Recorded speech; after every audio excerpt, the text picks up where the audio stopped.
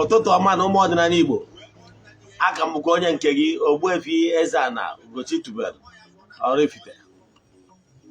Abụ m onye isi nchụaja na Ugochi tubelu ọdịnala temple. Anyị na-agba afa miri emi, lụkwazị ọrụ mmụọ dị iche iche. Abụkwazị m onye isi nchụaja na ọdịnala restoration prayer ministry, bụrụkwazị onye mgbasa ozi ọdịnala Igbo. My mission is to help people live better life. N'ụbọchị taa n'oge awa nke eziokwu, what we discuss today is this. Isiokwu, the topic of today's lecture is how to feed the chi effectively as a new starter in Odinana Igbo. Because it's not how far, but how well. That is our topic today. Mana before I ga n'iru, echefuna na aja anyị na-achụ kwa ọnwa nke ọnwa Julaị abịago n'isi njedebe.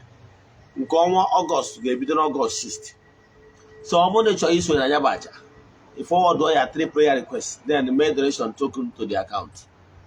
Ọ bụrụ na ị bụ onye sonyebeghị na anya bụ aja before, aja anyị na-achụ for 14 days bido na 6th wee ruo na 19th. Anyị mesizie ya achụ aja ikpeazụ wee mee saraka gbuo ebulu wee mee saraka. Ọ bụrụ na isonyebeghị na aja m, send them message na WhatsApp 08057837672. Ogbuefi EZE-ANA Ugochi tubelu is my name. Aga m enyere gị aka. A sị na tata bụ eke ga-eketara anyị ihe ọma ma ketara anyị ihe ọjọọ. Kaka ya ma jijiji ya ma anyị. Onye cheche ihe ọjọọ ya ebe anyị ya ma onwe ya. A sị na anyị ga-ejere obodo nara obodo. A sị m na ife na-afọ ife ahụ na ntị ka anyị anya na onye eme anyị n'ihu. A sị m na anyị ga-adị ka echi maka na echi adị agwụ agwụ. Anyị gbuo n'ihu na anyị ebute mma, anyị gbuo n'azụ, anyị bute mma, anyị gbuo n'aka nri, anyị bute mma, anyị gbuo n'aka ebe, anyị bute mma. A sị m ebe belu ugo belu nke si ibi ebe na ya gosi ebe ọ ya ebe. Ọ bụ na onye gosiri ebe ọ ya ebe, a sị m kwukwa ya. A sị m n'ilo na asị na-egwu ana ọfọ na ogo enwere mgbochi. A sị m na anyị ga-adị ka abụọ na anọ n'ọnụ ihe ọ ya edi achọrọ ya bịa. A sị m na anyị ga-adị ka agụ nkwọ na-ata gị eti obute. A sịrị m na anyị ga-adị ka ichoku na-anọrọ n'ugboro ya na-asụ n'afịa. Ise ife anyị gaa n'iru isiokwu anyị ka anyị yọrọ obere nkwa. Ya bụ egwu si na ọba egwu ọdịnala restoration prayer ministry.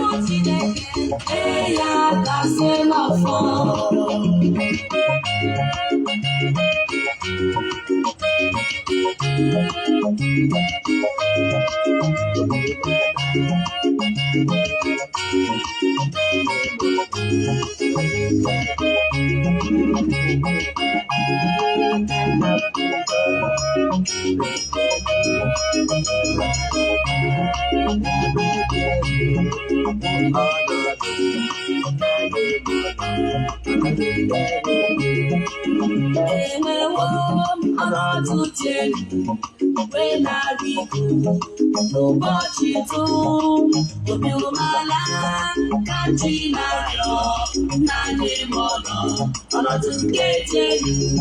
Chukwu kpalite ụzọ ebe dị elu nke mara mma, ebe dị elu ụwa ọnọdụ naanị m ọnọdụ nke dị elu.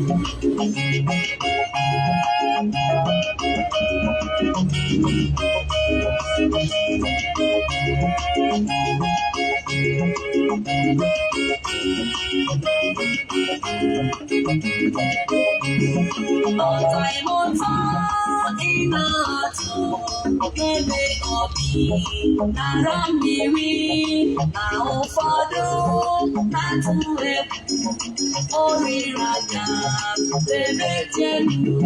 Chukwu kpalite ụzọ ebe dị elu nke mara mma, ebe dị elu ụwa ọnọdụ naanị ọnọdụ nke dị elu.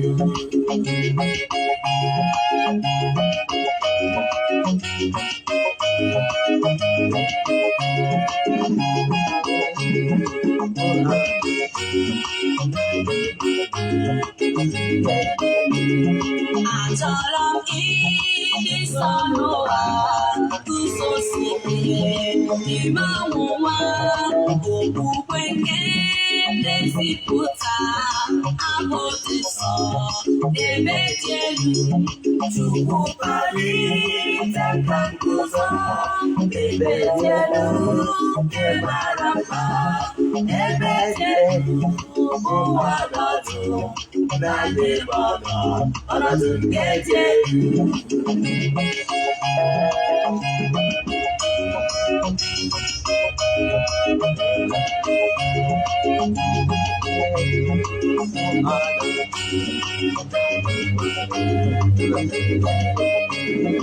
ọchịchọ mbụ na ntụte ka m chọta na amara ire ọma na-arịọsi ike n'ebere nke na nyere m ọnọdụ nke dị elu Chukwu kpalitekwa nguzo n'ebe dị elu mara mma n'ebe dị elu ụwa ọnọdụ na nyere m ọnọdụ nke dị elu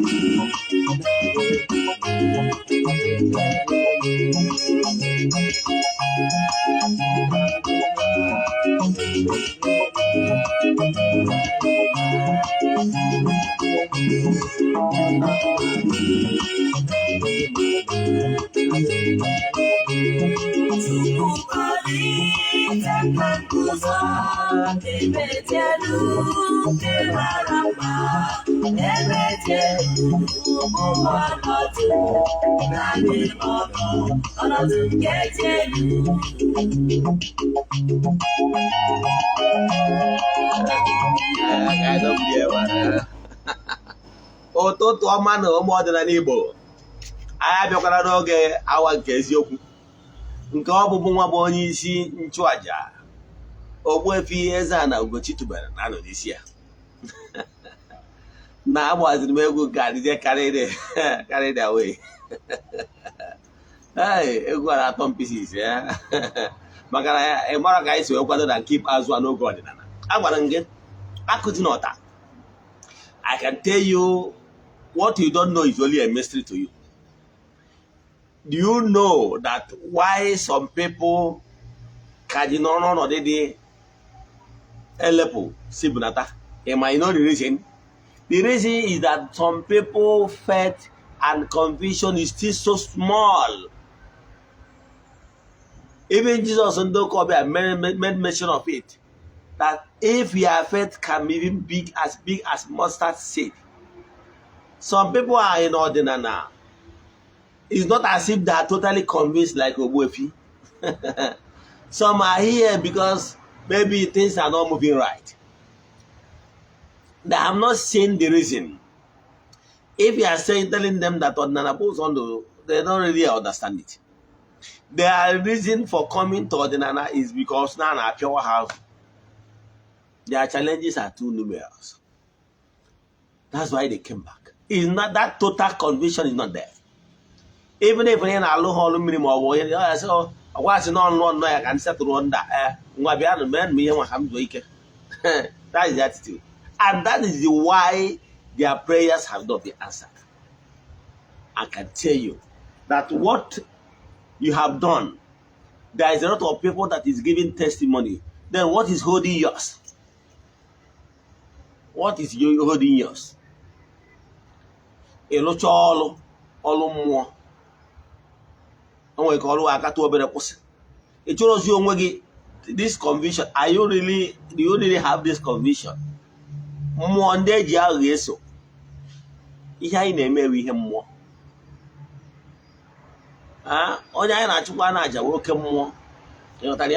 So your total conviction is very important. If you are not totally convinced, then forget it. Like me, when I joined this Odinana, I came with total conviction, having read so many books. And because of my research, I I don't need to start calling names because ụfọdụ religion and ụfọdụ dị iche iche I have attended. Some of them I have read so many books. So after reading all these books, I analyze them. And I come to realize that Odinana remains the best because Odinana is their root. I think the day before yesterday, my lecture was concerning African traditional religion. All you need to know. Do you know what some of you need? What you need is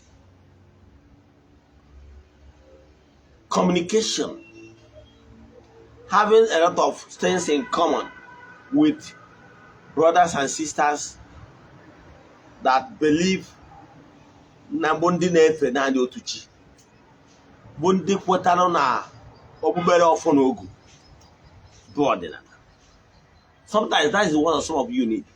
What you need is to keep change your friend circle, change your associates. I took my time to analyze, even made mention of, I think, 41 stations in Nigeria where you can join brethren in fellowship. N'ọdịnala. Agwara nke ọ bụrụ na ị nọ n'Abuja, ịkụzi n'ọta. Na Abuja nwere almost two stations. Enwere one na Jabi, Abuja. Wacha gị agwa na ọ dị almost opposite Ukraine embassy. Wacha gị si na enwere under one na ebe a na-akpọ Maraba.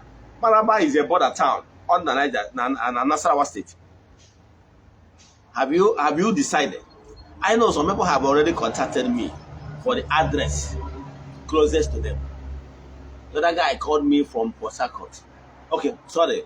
Yes, from Aba. I've already given him the address. We have two places in Aba. The Road and the Obo Hill. In Lagos, we have two. One in Olile, one in Mazamaza. Have you made any attempt? I'm not talking about other towns, mainly in Anambra State. It's only Enugu. I'm not sure of one now, but Anambra and Imo, Abia, we full ground. Ona amara ko Odinana si kwado na nke ikpeazụ a. Agwacha ngwa gị na-enwere akwụkwọ a na-akpọ nkomi. Akwụkwọ a na-akpọ nkomi kọwalụ ihe niile. And akwụkwọ a na-akpọ nkomi mechara nwe English and Igbo. Iche na anyị kwado, ịmara mgbe ka anyị si kwado, anyị kwadosiri ike na nke ikpeazụ a. So ọ gụwa na-eme onwe gị. Waka agwa na anyị nwere hymns. Some of these hymns nọ n'English nọ na Igbo version. Ihe amanụ ọgbakọ wegodogodo wee nwee English and Igbo version. In fact, one of the high priests in African traditional religion is from I think Akwa Ibom. Even the priest in Maraba station is from Akwa Ibom. The high priest there too is from Akwa Ibom. You got that? How are you going to African traditional religion? Nakaga. Can not take a while ago. Some of you he need to keep fellowship. About to Chaluchi is Generana. About to Chaluchi, you need equal constant fellowship with men, with brethren of the same faith, the same conviction, brothers and sisters, whom you will form another new circle of friends. On an atwadi on atwadi uche on.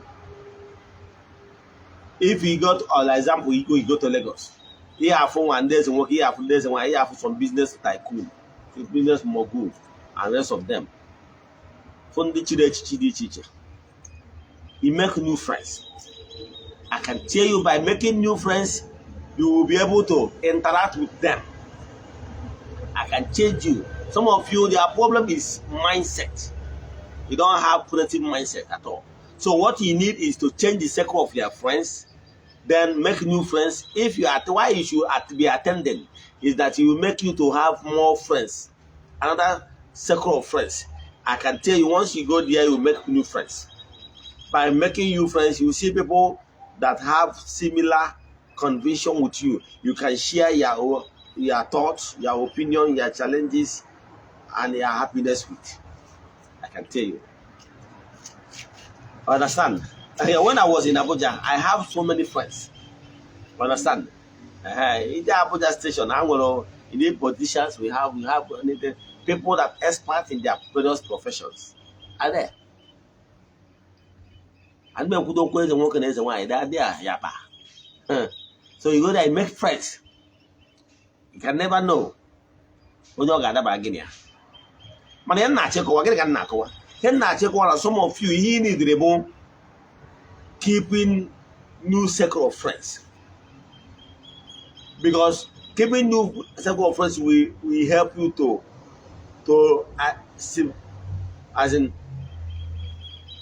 strengthen up your vibes, your aura. It will help you to strengthen your radiation because you are in the midst of people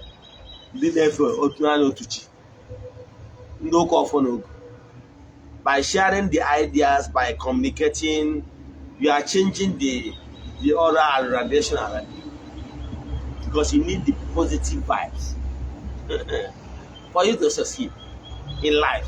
Some of you need the work by becoming friends with your positive friends. Receiving those positive vibes, you affect. As in the that is what you need.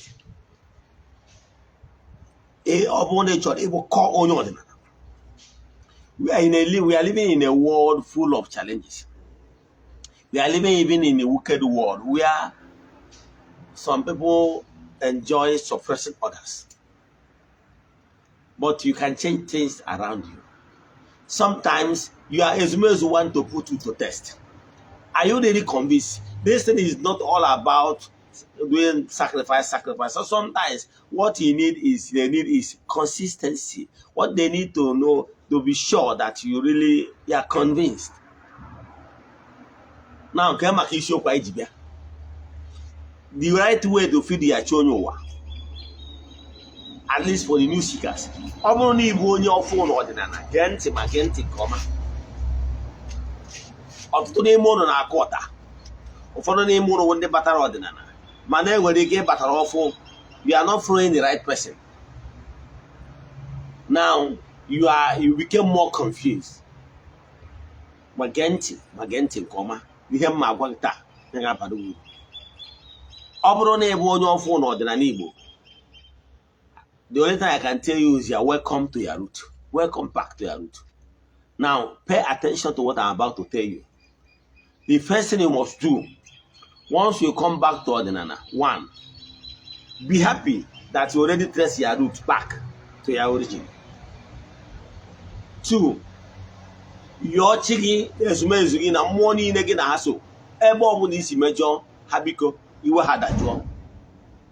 Ma yozie ha ka ha direct ya gị to the right person ga-lead gị as a mentor. After praying, try to activate their inner self. If possible, follow my instruction on how to create time for your spiritual exercise. By so doing, we activate the inner power in you. Then tell your ezumezu ya chi na money negi na haso. Habiko hali idegi to the right person. You can do it for 7 days or 9 days. After that, only obu obigi tabalo kijeku. Approach the person for what I call deep alpha. At this point, you need no. I would like to give you the simplest method how you can succeed, and at the same time, without putting yourself into more confusion. He need deep alpha 1. Alpha is spiritual lab. He need alpha ABC. Madi he name ni mendoge. maka na onye amara ebe mmiri nọ bido manwe ya ama ebe mmiri nọ ya kwụsị.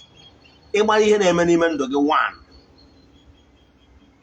then ịmalụ ma o nwere ọtọnọ, o nwere ụtụ, o nwere ọrụ akụ nwere ike isi na one nke mmụọ gbara gị for not doing the right thing, ma ọ bụ na itinyere aka n'imetọ ihe ọdịnala.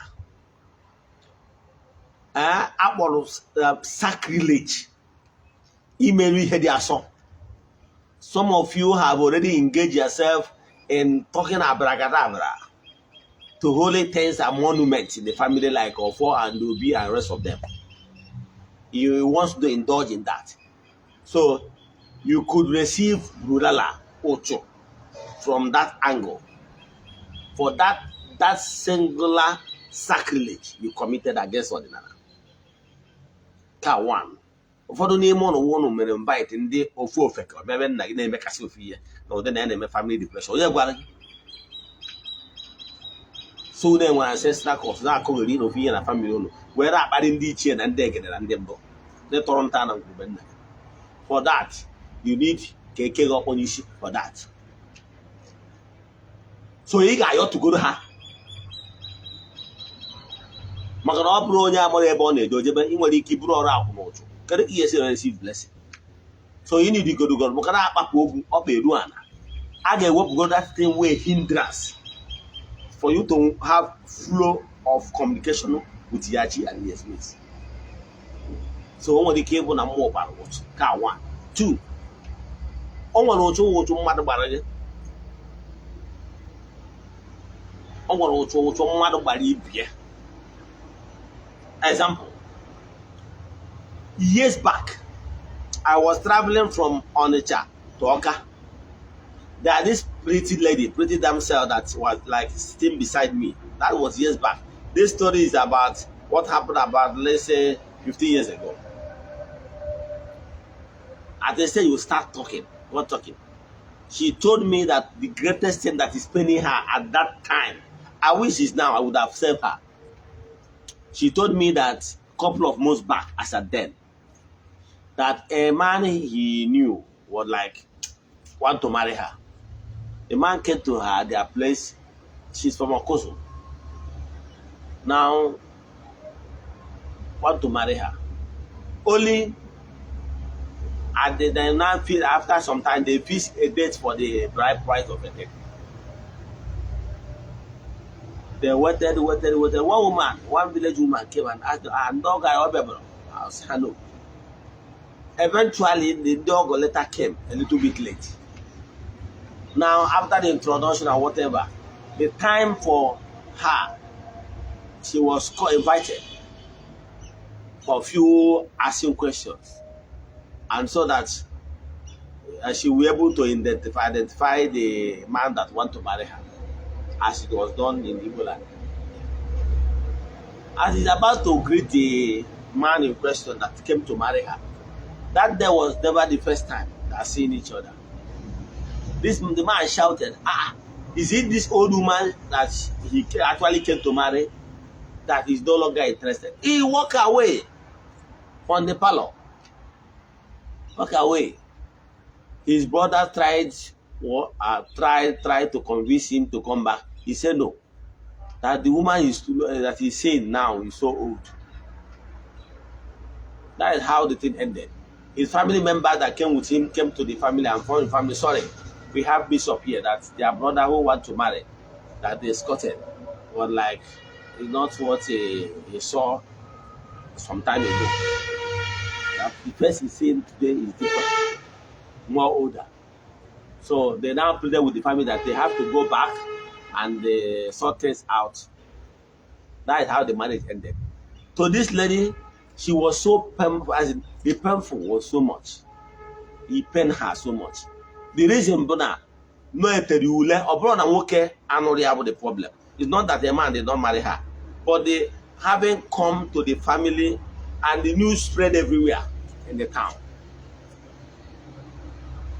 I didn't know what to tell her because that time I was still a Christian. But nowadays I would have known what the responsible. So, what you could even be what you mad about. second, third. Otu could even be uchi metara onwe gị. Negative energy that you brought upon yourself. You get? So these three things. So ọ bụrụ na ị nwere ụchụ, anyị sagoro ụchụ. Ka ị wee tosi ask for blessing from the spirits. Now, ịgbasi afọ gị malụgolu ma o nwere mmụọ na-ewe iwe na-agba ụta na-erase head. O nwere any spirit na-erase accusing finger against you. O nwere ka ọ bụrụ na ime ga abortion n'ike gị ime n'igbugo mmadụ na community gị arụ. That singular allow you mere when they raise accusing finger in the spiritual realm now points towards you that you need him after that for that committing that dastardly act. I will get Guruben Nagabrum emegdere one ada, more and when he get or broken and damos on ozone. Oh, when he go on and do you walking back to the house more than the midigi near back to the house. And when he come running where I will. Ihe ndị a dị iche iche wee ebe esi enwe negative energy throwing at you. So what you need is to pacify all this, to settle them, so that they will drop their charges against you.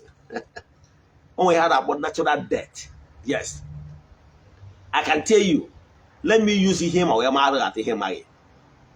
If anybody took you to court, okay, to police station.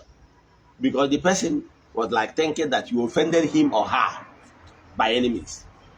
He called the police, reported the matter, you are arrested. As long as the case is, the person is still angry with you, the person will still come in, answering police call, come today, come tomorrow, after questioning you guys by the IPO. Maybe the next is okay, return the next day or next 2 days. When you come back, it's okay. We'll take you to this divisional crime officer. After that, questioning you guys. If he's not satisfied, you can say, okay, that we arrange for you guys to go and meet the DPO. After that, they will say, okay, another day, give you another day. Two of you will still come back. Now, if they then refuse to be settled amicably, you're not okay. They don't have anything that to charge the matter to court. But I can tell you, if you will be able to make peace, make amends with that person that reported the matter to the police station, and you settle amicably out of police, believe in me, you guys might not even need to go back to police station again, because as long as the person that reported the matter is no longer coming to the police station, believe in me, it's just a matter of time. The IPO will stop calling you. And naturally, the case will just fizzle out. Natural death.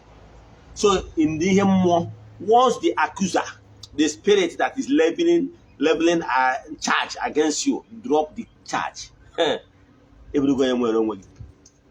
So, here na check one na happy isi go wali kaju. So, the first thing was make peace with all the money, the negative energy, then also cleanse yourself up. You ready? Worthy. Keyword worthy. Stand before your mates and your chi and ask for okay, their share in the scheme of things. So he will drop the charges. Now, after doing all this reconciliation and alignment, now he get message then. On the course of doing this alignment, after doing washing and setting of your spiritual negative energies around you, the next thing about bruise up. Like I want to basara for one the first thing I able to is sagoroch. Before I banya, tozu the ocha, stand before your chi and the smith. The next thing about aligning with your chi. Very important. Let me give you an example. Problem some of you know if you are easy but on an I say baraga for you, say baraga for you. And I baraga for you with this also. Nora Kujuga. Because of what you do, Nora Kujuga, Tiga back to go out. Chigi have back to go. Offer no mono chill when you go on a go for Alice. That is so. Alice is here. alụsụsụ chi gị ma ụfọdụ agbanago na mmiri ụfọdụ ahapụgo gbakọdo gị azụ maka ihi mpụ na ọtọnọ juru ahụ ọra akwụ imetara onwe gị bọsị akwara gbasara alụ mmadụ na-eme n'ọdịnala the consequence ị nwere ike iso na ndị na-eme ọtọnọ dị iche iche na-eme alụ dị iche iche nwaanyị na chi gị ama gbakọdo gị azụ iche na chi gị so ga-eme ihe mpịtọ chi gị gbakọdozie gị azụ anwere ị na-eti ikpe na-achaghị acha ife izi a ga-emego ịsagodo gị ka ịdị ọcha so that chi gị nezie anya ọsị this is my worthy son and this is my worthy daughter so a ga-ebu ụzọ megodo nke a ngwụcha first mmadụ iburu ọrụ akwụ na ọrụ ihe na-agba afọ anwa si ọnwụ n'afọ onye ụwa bụgo nọmba 1 ịgụrụ 1 ego ego 2 iru ebe anwa maka na ọ na-awa eburu ọnụ na-agba afa ọ na-ada na ozu ga-anwụ na ozu na-anwụ mgbe anyị nwere ike agba afọ onye ụwa gị asị na osi n'ikwu nne gị ije ebe ọ da-agbakọ ọdọ asị na osi n'ikwu nna gị ije ebe ọ da-agbakọ ọdọ akụkọ akarịa maka ime na radiation and the vibes around you are corrupt. You have corrupted vibes and the radiation. So whatever that is happening around you is messed up. Everything has been messed up. And therefore, on others say, so if you get man, you brought the joke with you already. You put a come see out. A dear chan, wait to do it to see. You couldn't home. So you go to work class. Then I bazie no God about to chicken singing. The easy get both of make aligning with Yachi. Identify with Yachi, Kachi Putorogi. Because man about to show you one mother, 2 things can name. 1, able to chi. Game wife feed the chi. Here is a mebo example. Kamalo at you to move Ogbuefi EZE-ANA Ugochi to Besial. And then I can worry about now. Now, how will only matter as the name. Now, what are our go? I said, Chionyo one, only abonable. Ibuoke, Ibuan, is in Ikunam, is in Ikunam. Now, Chukwuoki can keep me in a big badata. Nobody ta. Now, Mama Wony no Rowa. Now, what to give? Come on, I will call. Come on, I give brought. Ọ na-azọ kwa na-azọ onye ọbụla bụ chi onye ụwa m ma anjelu nke m na ọnụ na-ekwuru m na mmụọ n'ọgụ ka m na-akpọtụ n'ụbọchị taa n'aha Chukwu okike pụrụ ihe niile gbadata gị na ike nga gị gbadata gị na mmụọ ọbụla so gị mmụọ ọbụla gị na ya na-erikọ ọ bụ mmiri ọ bụ alụsị isi n'ekwu nne m isi n'ekwu nna m gbadata mmụọ ọbụla na-ana m oke mmụọ ọbụla na-atụ m anya ekele n'aka mmụọ ọbụla na-emeri m ihe n'ụlọ niile ka m na-agbọtụ n'ụbọchị taa na ya na-achụrụ ụlọ aja ihe mmee egbecha ya esiere ụlọ ite sie nya na ji na mmanya ụlọ n'okwu niile wee mesara aka n'ụlọ ka m na-agbọtụ n'ụbọchị taa nke bụ eziokwu bụ na chi onye bụ onye njelu gị ga-agbadata maka na mmụọ onye nọrọ ụwa mara onwe ya mana ọ na gị nwa na onwe gị ọ nọrọ ụwa amaghị but that one did not change anything. Now, ọ bụrụ na o mee etu anwa example ka mmakwarụ ga-atụ maka na ndị gba nkụzi mana adị ma ihe ọmụmatụ ihe m ji ama atụ bụ ichefu ihe m kwuru cheta akụkọ nkọ ka mmadụ etu aha m bụ Chukwu nọnyere m enwe na m that is my real name afa ndị ụka mgbe m na-eje ụka ọbịa bụrụ Paul ma that one wa aha m jụkwara ajụ now o wee bụrụzie na ya na mụ mụtara nwa nwoke wee baa ya Chukwu nọnyere m junior enwere m okay o wee jee ebe a na-eje akwụkwọ wee sị parents ndị niile nwa ha na-eje akwụkwọ na skuul ha bịa the authorities wee kpọọ Chukwu nọnyere m enwere na m junior onye oraifite gbagota onye ọbụla bụ nna ya biko gbagota n'elu steji ọ bụrụ na ọgụ akịrị ihe ga-eme ọ bụrụ na ọmụnwa mma agbagota n'elu steji kwa ngakwa ya wee eziokwu yes mana ọ bụrụ afa nke akpọrọ kwa eziokwu mana akpọrọ afa nwa makwa ya and by virtue of bụrụ na ịbụ nna ya ọmụnwa ka akpọrọ gatara ya mma agbagota n'elu steji etu a ka ọ dị chi onye ụwa gị once e wedere ọkọ ya wee gbọọ chi onye ụwa chukwu nọnyere m enwe na m onye Ogbuefi Oraifite na nke a na-akpọtụ n'ụbọchị taa chi onye ụwa ma tụọ down. Ịghọtara ya? Yes. Mana ime mistake je kpaa aha onye ọzọ mmụọ ha na-efolo normal process. Ịkpa aha onye ọzọ for the virtue of ịkpa aha. Ọnwụ dị kpọ the wrong person, the real person will not come. Because no one go onye kpọrọ afa, enwere protocol. Or he will not come. Ọ ka mma na ịkpọrọ onye ọbụla afa. Then mbọsị ịkpọrọ afa mechaa that kpọtu anwa. Nke bụ eziokwu na chi onye ụwa gị ga-ebido that day recognize ya.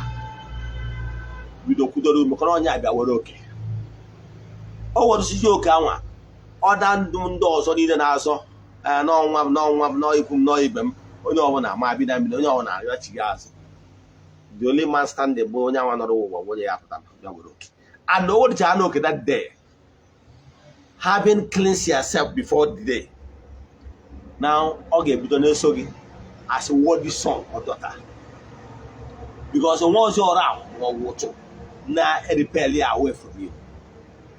That singular act he made that day, he made you I line go with Yawa. Chiga be the sobegi. Only subsequently, Mbesosregi, it is a wife for you. For the fact that the Chigi Ades or Yeso, Chigi na a Burugozo, go on this year. For the fact that Chigi no ever about the Afa, all this was a bomber to bomber. Our phone will waggle or the clear. Natalia, no mistake or the mother name. Natalia, even a zoom, no one day to. Can call her connect more better. When I was growing, my mother and my grandmother believed so much. Namusidi them. Reason. My mother told me a story that when she was pregnant for me, by that time, she's not even aware that she's pregnant. He saw his brother, who happened to be a soldier during the Biafran War, that died in that war. He never returned. And my mom is so close with that his brother. My mom and my grandmother, they believed that I'm the incarnate of that particular his brother. Because that his brother was like tall, like me, is tall and huge. So when I was in the lower class, everybody believed so much that I must be his incarnate. No, I watch you one. And one of my objection, till mbento intesele, because the judge bese, wawafa. Wawazi afa wa.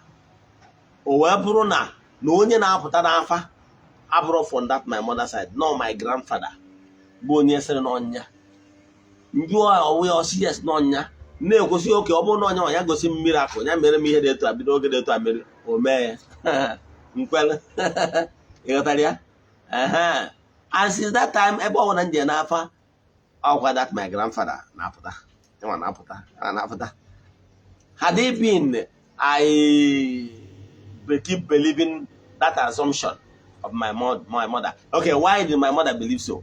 My mother said that when at a dream, when his brother just died after the war, after some years, when he got married, but my mother got married after the war, so he now took in, but without knowing it.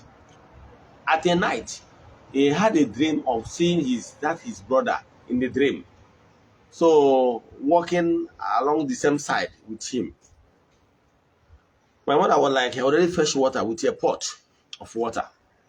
He saw his brother.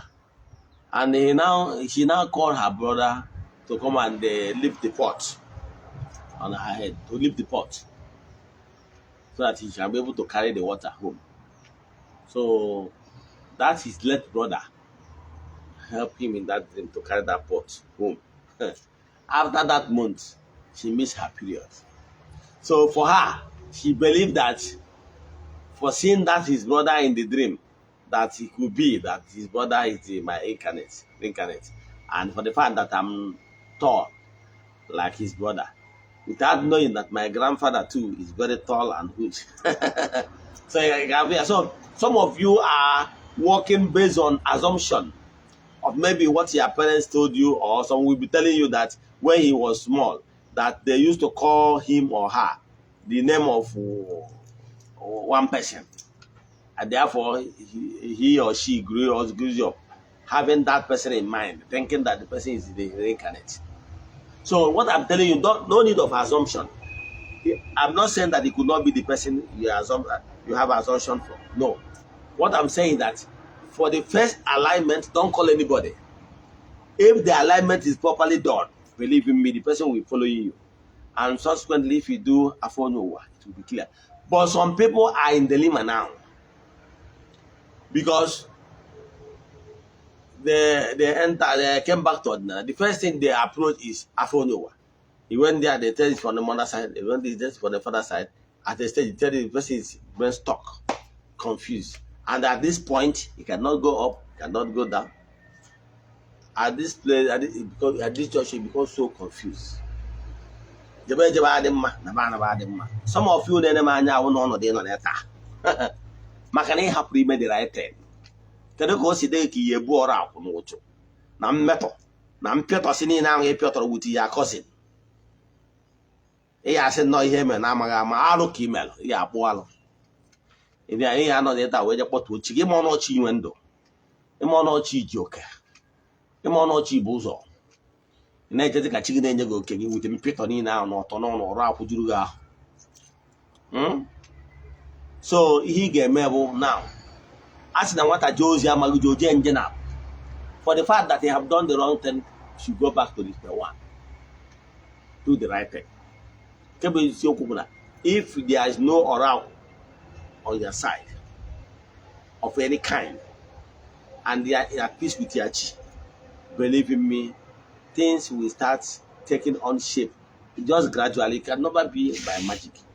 Because a matter the stage you are in, your state of your mind at that time, whether you are in the time of our 3 seasons, the rainy season, time of abundance, dry season, and harmattan season.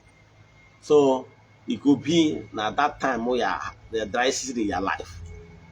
However, even if you are in dry season in your life, what you will be eating, daily food, will not be a barrier. But if you manage it well, you'll be able to manage till you pass that phase in life. You understand? Then enter your harmattan season and the rainy season. You will start smiling. Nkebe eziokwu bụ na mma agwa nkebe eziokwu pure. Ọ bụrụ na na-arụrụ ọrụ, ị nwere ike ma ihe nwetara the immediate effect immediately, but gradually, if you only be grateful and gratitude enough to appreciate. Maka na ekene nwaanyị na-agwa akidi ka dị akwụkwọ ọzọ. Kene ya ezumezu na ka mere ka ahụ ike mere gị ọzọ. Mana o nwere ike ị na-eche na n'ọdịnala ọgwụ na ọ ga-eme immediately. Forget ya na-enwe some depths iji the previous need ka upset ya. Gatara ya? So one thing you know that sometimes why you feel disappointed because you expected so much. I can tell you, even when Jesus ndị ụka ọbịa nọ n'ụwa, ọ bụrụ mmadụ niile nọ na Israel ka o heal.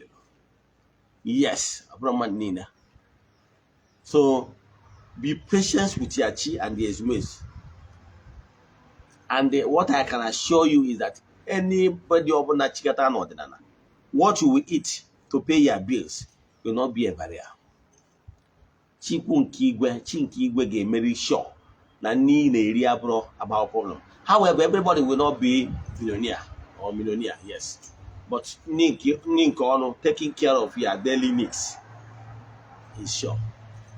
So if you are not getting your daily needs, go watch. Maka na ọbụgodo nnụnụ nke igwe na chukwu nke igwe na-azụ ha nri enwere ubi ma ọba. Ọnya batara ha ji adị happy mgbe ọbụla anyị ga-eme sacrifice. Because from that sacrifice, chi nke igwe is taking care of those elements and those animals. And they will be happy and return glory to him. By so we human beings that perform that sacrifice will receive blessing for doing what I call joyful activities or corporal work of mercy. because ya ị na-echeta ihe okike nke Chukwu mmadụ ha kwesịkwara ka ha nwee aṅụrị. Because givers never lack. So what am I saying? What I'm saying that check the foundation, because if you learn the foundation of your spiritual life with faulty foundation, you will not go far. Follow who know road. If the person you are approaching, some people, if you approach them, they are not interested about the relationship between you and Yachi and the Esmes. What they are interested is Imeruokide. Run away, because you're not the best.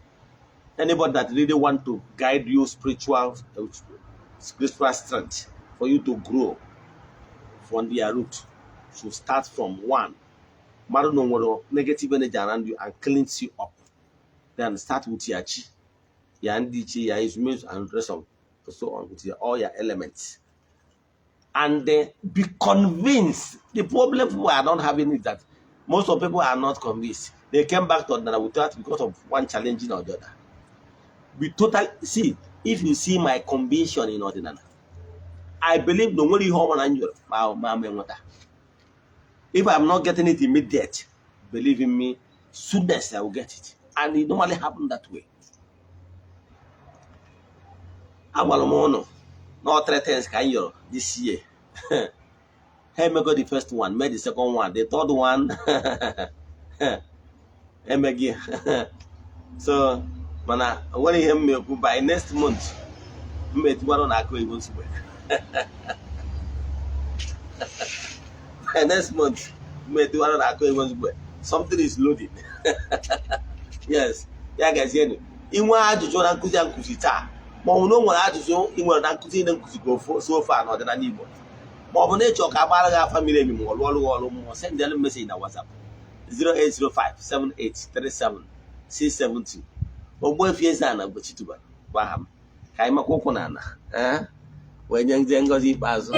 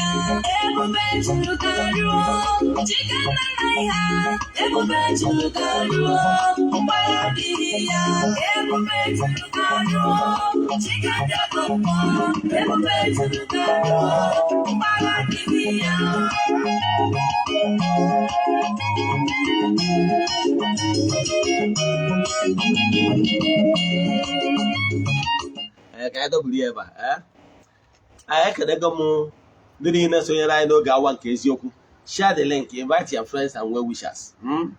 Share the links so that can they again and the cooking and the beggy sopa. Ketoke, no, you have to not to tata. Ogena Binabia, Ogena Etegaka. I will key ship to time I did lecture to in the evening time. Again, a lot of people went time. However, we can be doing it this way for now till we get the ring light. Yes, ring light will make it brighter in the night than using any other light. So once I get the ring light, then we change the time. Yeah, guys, yeah. Now I took work again, kept me and in could be a more more than Igbo. During and under the influence of my voice. Ask him that distance is not a barrier. As you work, a barrier. Now I took work again, kept me and in ask him money on Oru, money on Igbo. No, no, Eastern Nigeria, Eastern all over the world. No, no, West, Western Nigeria, Western all over the world. No, no, North, Northern Nigeria, Northern all over the world. No, no, South, Southern Nigeria, Southern all over the world. Ask him, let there be breakthrough, let there be liberation, let there be upliftment, let there be favor.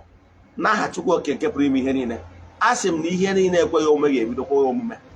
Ask him, I got the cage, Macanacha, the Agua. Ask me, my dear, the other line, however. Now, I took work and kept me here. Ask him, let miracle begin to happen in your lives. Now, I took work and kept me here. ya gazie n'ọfọ daalụnụ.